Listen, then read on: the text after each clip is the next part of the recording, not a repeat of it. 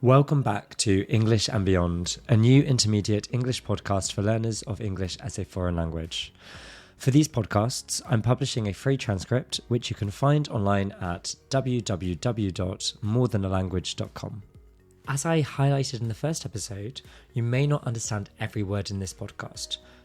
Don't worry about it. Go and have a look at the transcript. That's what it's there for.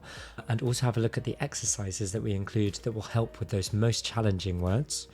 And often you'll find that straight after that word has been used, there's another similar word, a synonym, that might even help you puzzle it out from context.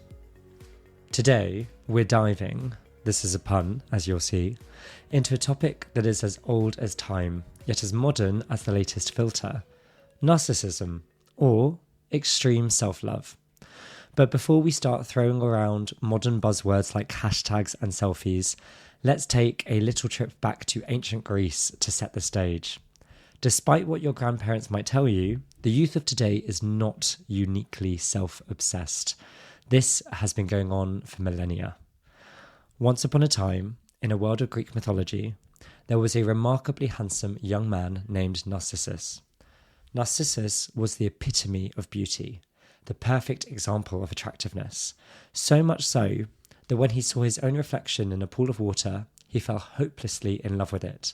He stayed there, mesmerised and fascinated by his own image, unable to tear himself away, but equally unable to embrace the object of his affection for obvious reasons.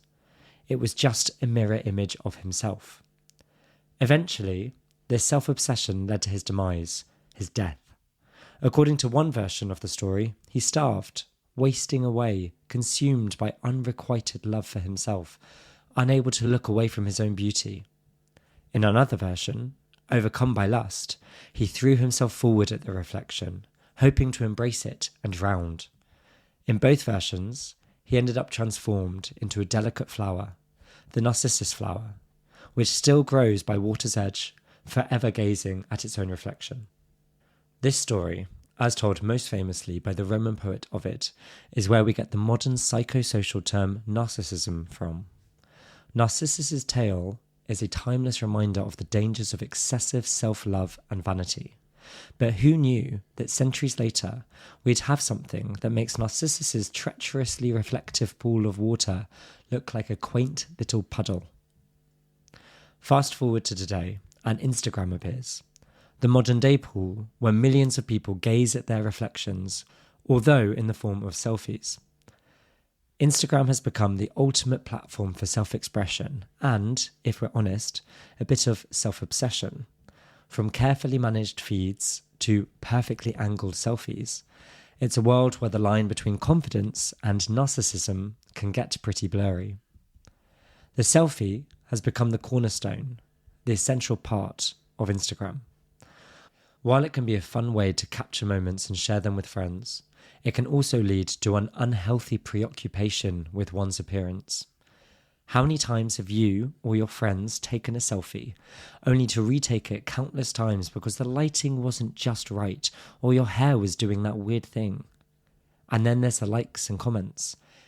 Every like is a little hit of dopamine, making you feel good about yourself for a brief moment. But the flip side is that it can create a dependency on that external validation, on approval from others. Just like Narcissus was glued to his reflection, some of us can become glued to our screens, constantly refreshing and checking for new likes, new comments, new followers. It's all about crafting and manipulating your own image to impress others. And a lot of the time, that image doesn't correlate. That image doesn't match at all with our own reality. That beautiful couple's photo with cocktails by the pool hides the huge argument about money that they had just had off camera. The perfectly styled breakfast shot may have come after a morning of total chaos and burnt toast. And the serene yoga pose on the beach might be masking the fact that they missed their flight, lost their luggage, and spent the night sleeping uncomfortably on airport chairs. It's a curated highlight reel, not a candid, spontaneous documentary. This brings us to my biggest problem with Instagram: its psychological impact. The platform can foster a sense of inadequacy, or not feeling good enough, and anxiety, as people compare their lives to the often idealized images they see on other people's profiles, which, as we've seen, is often not really the truth. We don't need academic studies to tell us what we already instinctively know, that excessive use of social media can lead to decreased self-esteem and increased feelings of loneliness. It's a bit like staring into Narcissus's pool, but instead of seeing a beautiful reflection of yourself, you see an unrealistically beautiful version of everyone else's life. Now, I must admit, I've been wary or cautious of falling into the Instagram trap myself. My web presence is rather sparse. Only 2 photos on my Instagram profile, and everything is private. It's not out of smugness or self-satisfaction, but rather a cautious approach to avoid the pitfalls, the dangers of constant validation seeking and the endless comparison game. As you'll know from the last episode, I certainly have the potential to become very self-obsessed, and I hate the way that makes me feel. As always, I have someone here with me to add their thoughts to this interesting topic, and it is, surprise, surprise, César again. I think that we're going to aim to discuss narcissism as it's generally understood by the ordinary person, rather than the psychoanalytical term, right, César? Yeah, because we are not qualified to talk about narcissism from psychiatric point of view. Exactly. Yeah. I was going to say exactly that we're not doctors, we're not scientists, we're not psychiatrists. We're just 2 guys, 2 idiots with a microphone. I was going to use a stronger word. Well, it's a family-friendly podcast. So let's get into it. César, speaking of microphones, Speaking of microphones, you have 4 podcasts. You also have a pretty big Instagram following with It's not big. Over 22,000 followers, by the way, almost 100 times more than me. Do you ever stop to think, have I become a narcissist? I mean, I think everyone has some narcissistic traits, right? That's not a denial. Go on. I mean, I don't consider myself a narcissist, but I'm sure I have been a narcissist at some point in my life or in a specific situation. Instagram for me is not such a big deal at all. Especially because I do think it's not that big. Like, I know people who have 1 million followers and they have they are doing the same thing as me, but on Instagram, and they constantly post things on Instagram. They do a really good job. But in my case, Instagram is just a way to showcase my latest podcast episode. So we could say it's a professional tool. Yeah, it's a professional tool. But it is true that recently I have started sometimes, not always, to use filters on the little videos that I upload on the reels. That was filters, not fillers, right? No, filters, not fillers. Fillers, by the way, because at least in Spanish is a different word, is when you get injections in your face. No, you can also call them injectables, actually. Injectables. Okay. So yeah, recently I have felt more self-conscious about my wrinkles, that those lines on your face. Yeah. And I was like, okay, maybe I could use like a very subtle filter. Well, you're lucky that you've only revealed this on the English podcast, because otherwise on the Spanish content that could really change people's point of view about you. But you can really tell. It's very clear. I mean, I can really tell. For me, it reminds me of kind of early noughties television reality shows where they basically just smeared Vaseline on the lens so that the models and the presenters would look great. So I did actually pick you up on that quite recently, that one of those videos really looked like that. But the funny thing is, I don't think of you as a narcissistic person with regard to your looks, and your job doesn't require you to be good looking, which I think is interesting, that even so you do feel pressure being online to kind of try to look nice. And I don't think you're unusual, and I think everybody likes to look nice in general. But the way that you look should be basically completely irrelevant to to your actual career as a teacher, right? And so, but the way that Instagram has impacted and infiltrated our society means that kind of that natural human desire to look nice gets so bound up into every other aspect of our lives because of Instagram. Image becomes so important. And so it's in the same way that pop stars in the 90s, kind of their appearance was heavily cultivated and scrutinized and checked by their record labels and everything. It's almost like that has become true for so many more people, because now whatever you want to sell on Instagram, you know that you're going to have more success, and the algorithm is more likely to find you if you are attractive. So I joked at the beginning of the podcast that the youth of today are criticised unfairly by their elders, and that in fact self-obsession and narcissism have existed for as long as people have existed. That said, surely the invention of camera phones and social media have had an impact. Do you think that people have become more self-obsessed over time? It is true that the amount of visual stuff that we all have since the digital camera, because back in the day you could take a picture. Well, firstly, I think everyone, when you look yourself in the mirror, you look much better than when you see yourself on a picture, on a photo, because you can actually spot and pick up of so many flaws and things that you would like to be different. So I guess with the amount of video and photos that we all have now, it's easier to analyze and overanalyze how we look and maybe get more obsessed. And also like external factors like the beauty industry. In the 60s, men were non-existent for them, right?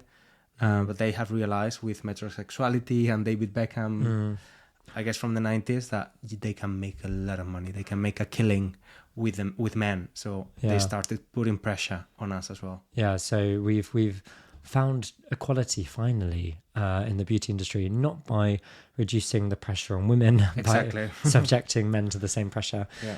You said that we have more visual stuff available to us, and I guess that's probably true, but I would say that maybe there's more of an emphasis now on that stuff being instantaneous, instantly available, because I don't know if it was the case for you, but my mum had hundreds and thousands of pictures in our house. You know those envelopes where you have all, like, you know, you get like 30 pictures developed at a time. We had so many that we never ever looked at.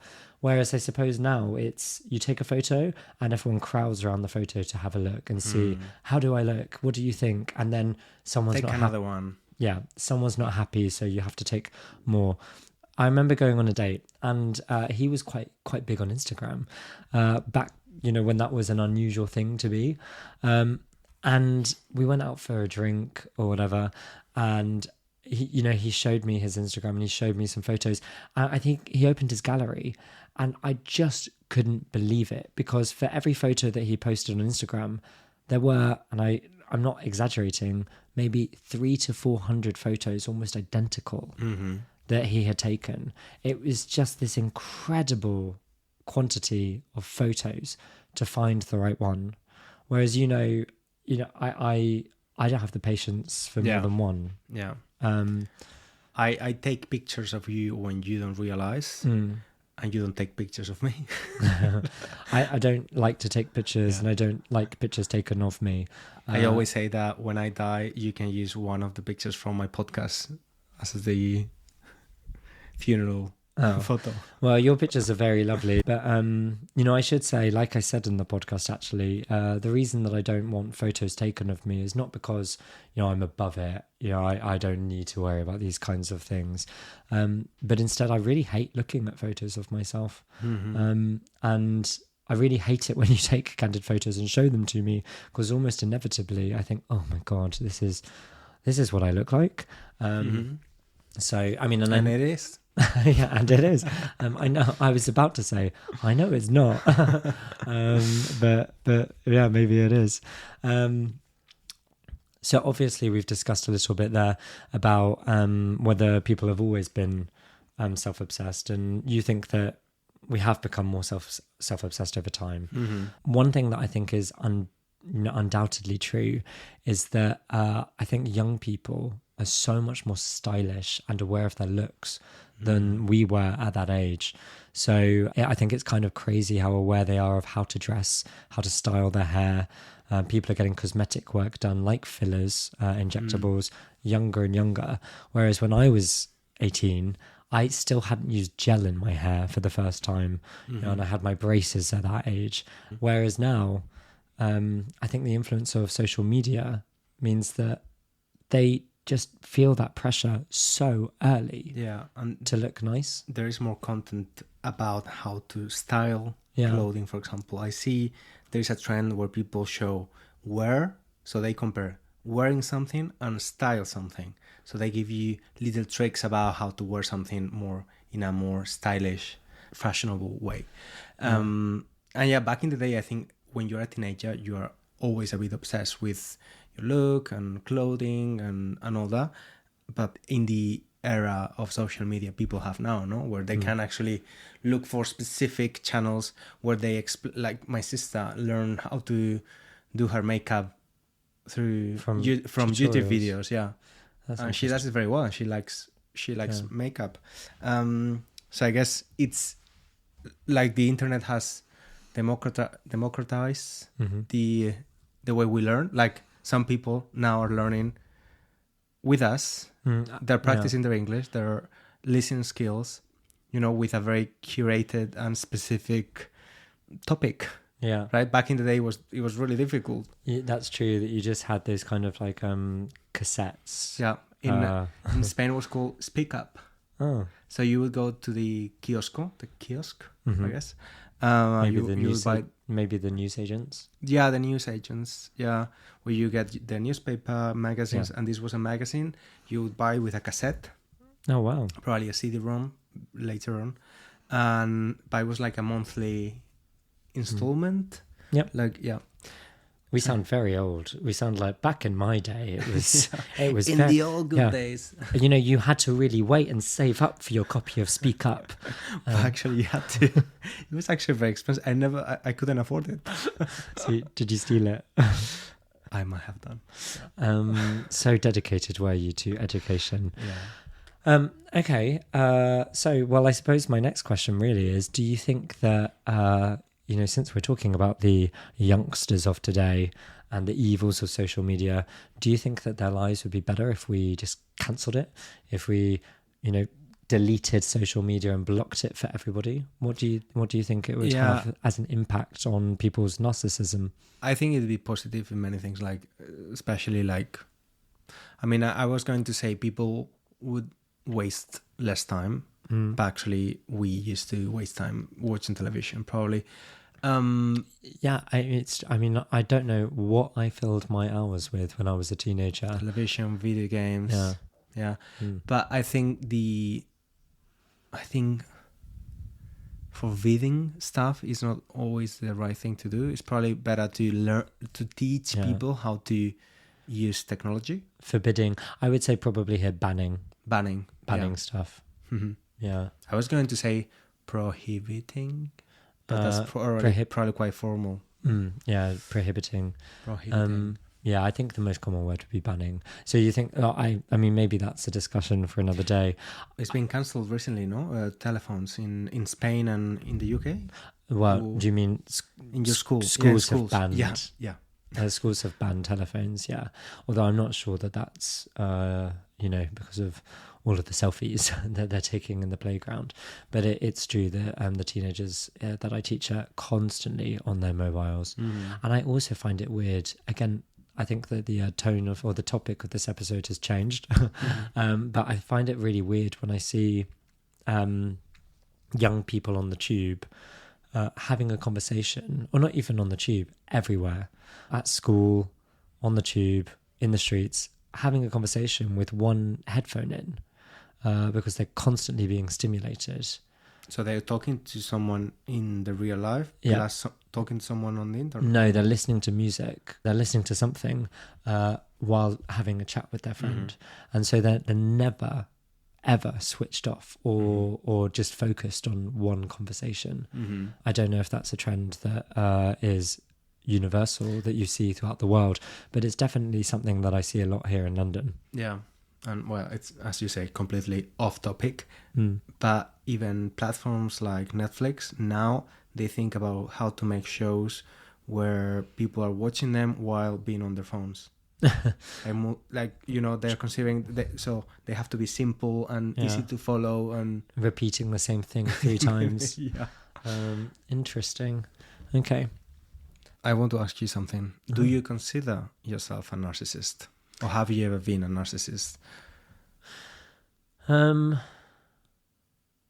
do you think you could become a narcissist if something changes, like fame arises or something? Well, I'm actually going to talk about fame in another episode soon. Okay. I absolutely do not want to be famous. That's why you don't even show your face. I'm the only one showing face.